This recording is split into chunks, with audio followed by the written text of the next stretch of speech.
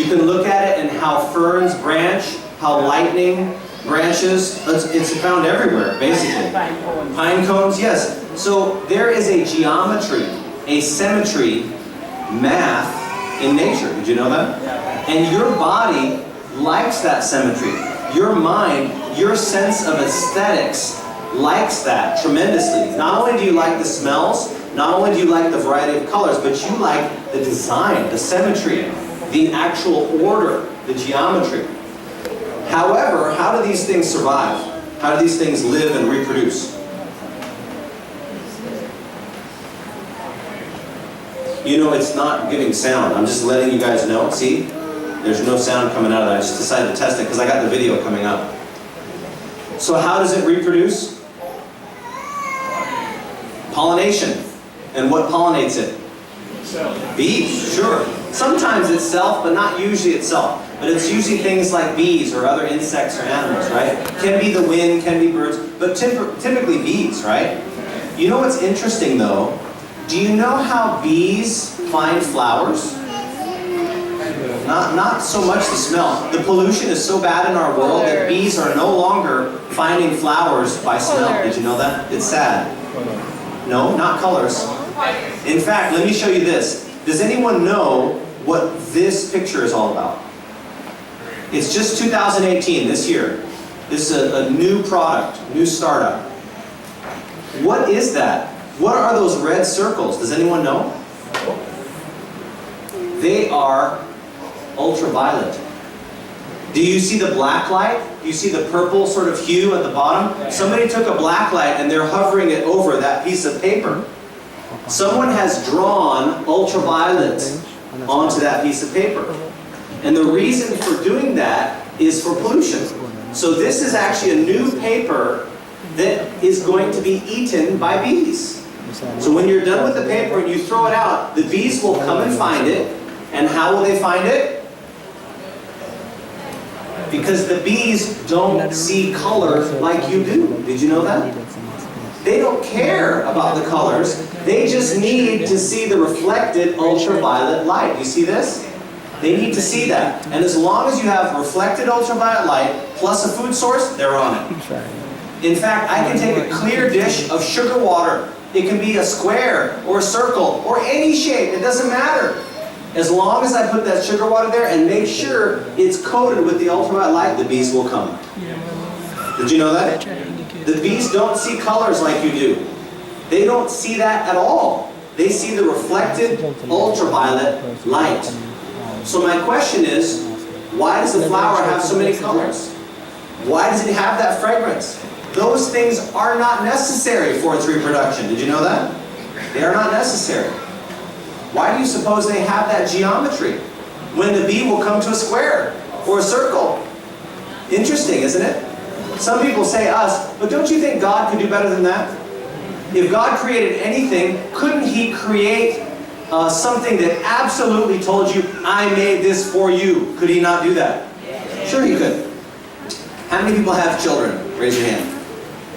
When you have a baby, a very young child, that baby will gravitate toward one thing more than anything else visually that you put in front of it. Does anyone know what it is? Light. What? Not light, no. A breast? Is that what someone said? I've never heard that before. What will, a face? Who said face? A face. Who said a face? That's correct. So every child from every country, of every race, on every piece of land of this planet will seek a face.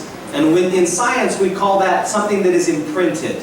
Imprinted means it's already there in the hard wiring. Does that make sense? It's already present. You cannot say anything else other than the face. If you put a bunch of things, shiny, sparkly, whatever you do, that child, what will it go for first?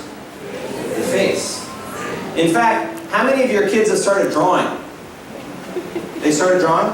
When they draw a flower, what do all of them want to put in the middle of the flower? A face, of course. So here's the thing. If God wanted to say, listen, the flower does not have these things just to reproduce. The flower has these things for you to be attracted to it. Don't you think He could put a face in the middle of the flower too?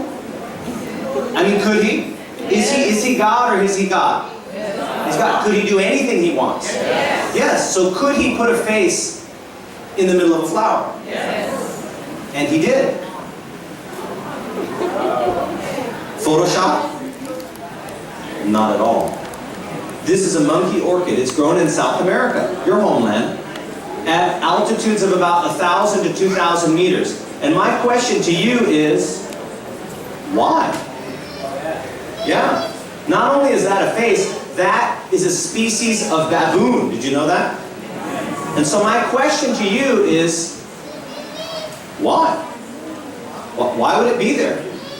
Why would that face be in the center of that flower? Baboon eat Do you it. think that that face has anything to do with the pollination?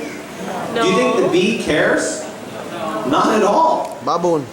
Well, and some people would say, well, you know, maybe this is just random, right? Because that's how evolution says, through random mutations. Some mutations are beneficial, some mutations are not beneficial, and the ones that survive are the ones that are the fittest, right? Makes sense. So maybe this is just random.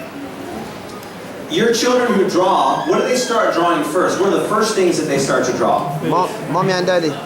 Yes, a face, but also they draw mommy and daddy. That's right. And what does mommy and daddy look like initially? Stick figure, right? That's another thing that is imprinted in all human beings. A hominid structure. And the hominid structure is head, torso, 2 arms, and 2 legs. That structure is in all of us. You are designed with that imprinted in your brain. That's why the kids start drawing those things. Does that make sense? But those are present too. In nature. Did you know that? The stick figure is there. And in case you wonder if that's random, there's different species as well. And just so you know that there's no chauvinism involved in God, he has women too. And by the way, they wear dresses. I'm just saying. I'm just saying. If you have a problem with that, take it up with the author. So, this structure, the hominid structure, is found in nature as well. My question is, why? What does that have to do with the pollination of that flower? What do you think? Absolutely nothing. In fact, what do you think about this? What does that look like to you? A baby in a bassinet or a crib, right? But did you know that's a flower? It's called the baby in a crib orchid. Isn't that funny? Did you know this isn't even a flower? What does that look like to you? Did you know there's no sweet nectar in the middle of that? That's just a frond of a plant. My question is, why? Why is it like that? What is it there for? What's the purpose? What does that look like to you? Must wear lipstick. Look at it. Tiger, yeah. What does that look like to you? What does that look like to you? Did you know all those are flowers? Every last one of these is flowers. This isn't just a duck, but it's a mallard duck. Did you know that? It's a species of duck. Has nothing to do with its pollination. What about that? Do you see that? Look closer. Wow. Did you know I bought that orchid in the supermarket? That's just a regular orchid from the supermarket. You can see the exact same thing. And in case you're wondering if that's just an optical illusion, other flowers have the same thing too. What does this bud look like it's doing? What does it look like it's doing? And what happens when you pray? God sends the Holy Spirit. This is the bud stage, that's the blossom stage. No joke.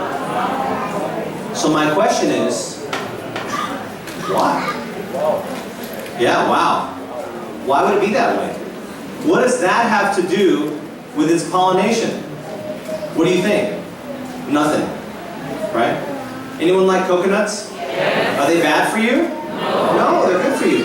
Where do coconuts grow? Jamaica. Jamaica, yes, thank you. What kind of environments do they grow in? Tropical. What is tropical? What does that mean? Hot, but not just hot. What? Hot and moist. Hot and moist, right? Because if it's hot and moist, when you're hot and you sweat, you go take a shower and you need another shower, right?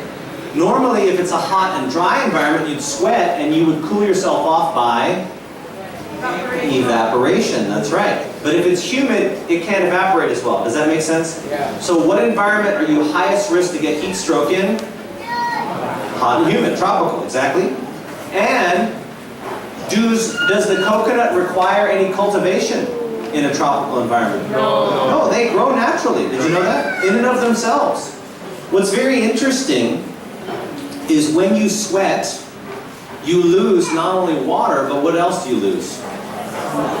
What's very interesting is the University of Florida, their college football team was accused of using steroids because they had such an advantage over other teams. They started a drink